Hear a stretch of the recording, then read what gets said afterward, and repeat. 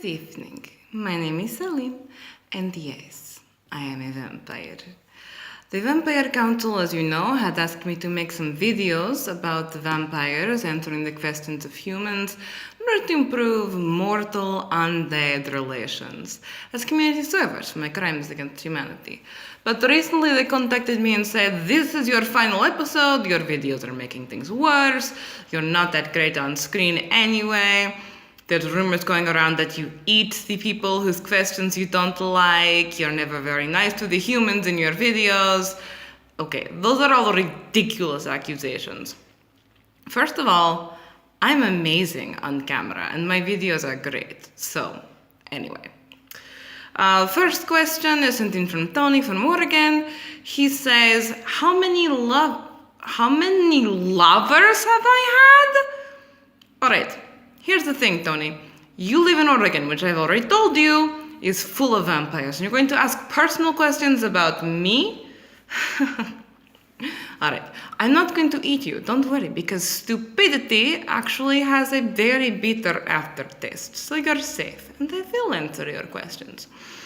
I don't date mortals, because any mortal that wants to date a human is an idiot. And as I've already said, bitter tastes disgusting. So, anyway, you say, what do you mean? Vampire-mortal relations are so sexy. We've seen it on the television, in the movies, in the books. It's very popular. Well, if you are both humans and you sit on the couch all day in your underwear playing video games on Valentine's Day, your girlfriend breaks up with you. If she is vampire, she eats you. Stupid. Now, I know the television, the movies, and the books, they try to make it all look very, very sexy, but that's because, the vampire mafia living in Hollywood, controlling all the propaganda. Vampire films, books, movies are not vampire propaganda. There's no vampire mafia. I misspoke. You see, I've been drinking a lot of O negative lately, and normally I drink O positive, but the blood bank was out, and so they told me try this other varietal. The sommelier thought I would like it. I think it is affecting me, so just ignore that last bit. I did once have a relationship with a mortal, but that is when I was also mortal, several hundred years ago in Russia. Same old story, you've heard it 1,000 times.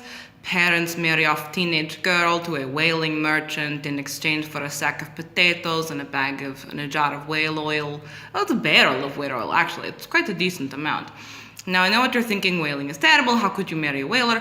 Well, it was 425 years ago, so whalers were like doctors or lawyers. Like, you were marrying a whaler, you were doing pretty good. Like, it was the hot business back then. I mean, he was not very nice and drank way too much vodka and, smelled like fish. Coincidentally, the day I became a vampire, I also became widow. Funny story. Anyway, we don't have time to go into that. I did date a few vampires over the years, but not many. Vampire men are very vain and they wear a lot of makeup. In fact, the last of my vampire boyfriends actually bleached his hair and wore eyeliner. You might have seen him on television, actually. He was in a very popular television show about a teenage girl who liked to fight vampires.